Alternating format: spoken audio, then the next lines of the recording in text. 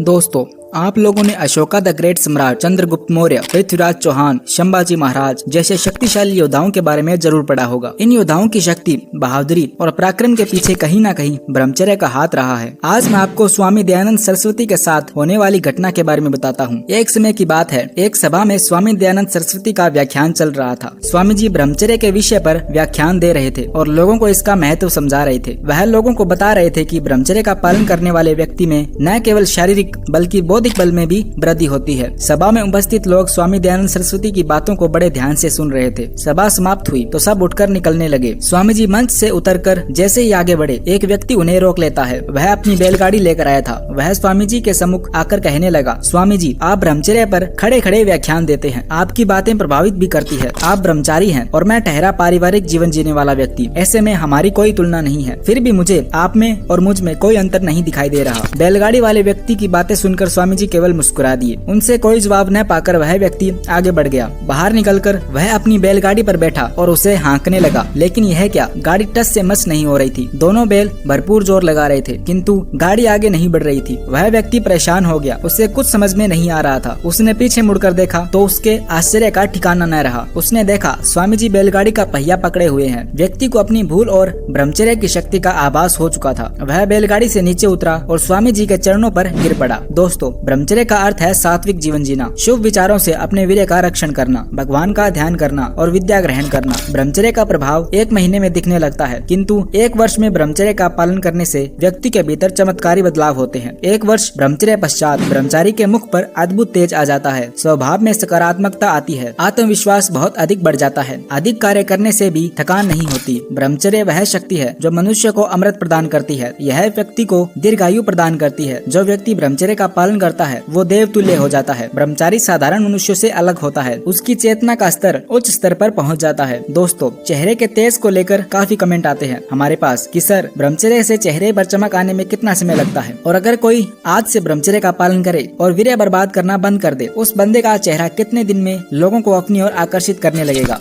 दोस्तों, आप किसी भी ऋषि मुनि को देखो तो 70 से 80 साल की उम्र में भी उसके चेहरे पर कितना अधिक तेज होता है, जितना आजकल के युवाओं में बिल्कुल नहीं हो सकता। चेहरे की चमक के पीछे वीर्य का बहुत बड़ा हाथ है, क्योंकि वीर्य बचाने से इसकी शक्ति ओजस में बदल जाती है। फिर ऐसा ग्लो आता है चेहरे पे कि लोग देखते ही रह जाते हैं। तो चलिए इसी के साथ अब बढ़ते हैं सवालों की तरफ। पहला सवाल, अगर बहुत टाइम बाद ब्रह्मचर्य नाश हो जाए तो क्या फेस से ग्लो चला जाएगा? देखो, ब्रह्मचर्य आपको अंदर से खुश रखता है, तो ऐसे इंसान के चेहरे पर चमक तो आना ही है। लेकिन वीर्य नाश करके इंसान फिर से काम वासना का गुलाम बन जाता है और गुलामी की जिंदगी में आप ग्लो की उम्मीद नहीं कर सकते। दूसरा सवाल, 50 दिन नोफेब के बाद दिमाग अच्छे से काम नहीं कर रहा है और कुछ भी अच्छे से सोच नहीं पाता हूँ। इसके पीछे क्या कारण है? दोस्तों, इसका एक बहुत बड़ा कारण हो सकता है ब्रेन फॉग। नोफेब में एक टाइप ऐसा आता है जब दिमाग उलझा हुआ रहता है। फिर यहाँ से अगला प्रोसेस शुरू होता है जिसे हम ब्रेन रिवॉर के नाम से भी जानते हैं। अगला सवाल, पिंपल और एक्ने से परेशान हूँ, क्या ब्रह्मचर्य से ठीक हो जाऊंगा? जी हाँ, बिल्कुल होगा। किसी को थोड़ा ज्यादा समय लगेगा तो किसी को थोड़ा कम, डिपेंड करता है उम्र, स्किन टाइप और जेनेटिक्स पे। अगला प्रश्न है, कितने दिन तक ब्रह्मचर्य का पालन करना चाहिए? देखो, आप अखंड या फिर गृहस्थ ब्रह्मचर्य का पालन जिंदगी भर कर सकते हैं। दोनों कैटेगरी के ऊपर जल्दी आपके लिए वीडियो लेकर आऊंगा। अगला सवाल है, चेहरे पे पिंपल की वजह से कॉन्फिडेंस लो हो चुका है, क्या करूं जिससे कि कॉन्फिडेंस बढ़ा रहे? देखो, कॉन्फिडेंस अंदर की चीज है। पिंपल आज है कल नहीं रहेगा, लेकिन इससे कॉन्फिडेंस पे कोई असर नहीं पड़ना चाहिए। सारा ध्यान अपने कर्म पर होना चाहिए। अपना असली काम करते रहो पूरी ईमानदारी के साथ। अगला प्रश्न, फेस ग्लो ना मिल पाने के क्या कारण हो सकते हैं? दोस्तों, धूम्रपान, शराब, वीर्यनाश, स्ट्रेस, गुस्सा, नींद कम लेना और उल्टा सीधा खाने से फेस ग्लो नहीं मिलता। अगला सवाल, कुछ लोग 25 की उम्र में 35 की उम्र जैसा दिखते हैं, ऐसा क्यों? देखो, या तो हो सकता है कि वो खुद को उस तरह से मेंटेन करके रखता है कि वो 35 साल का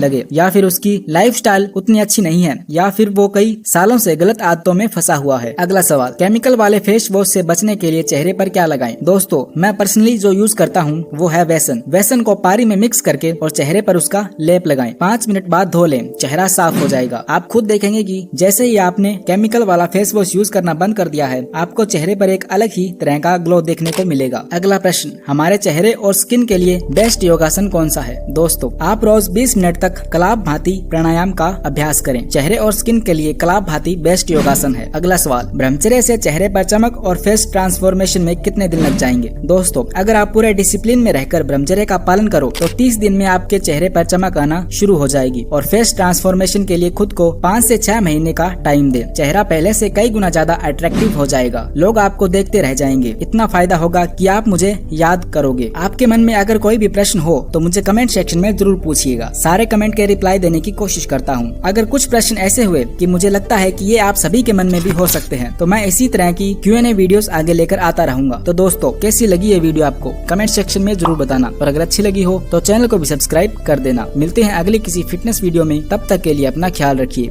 जय हिंद, जय भारत।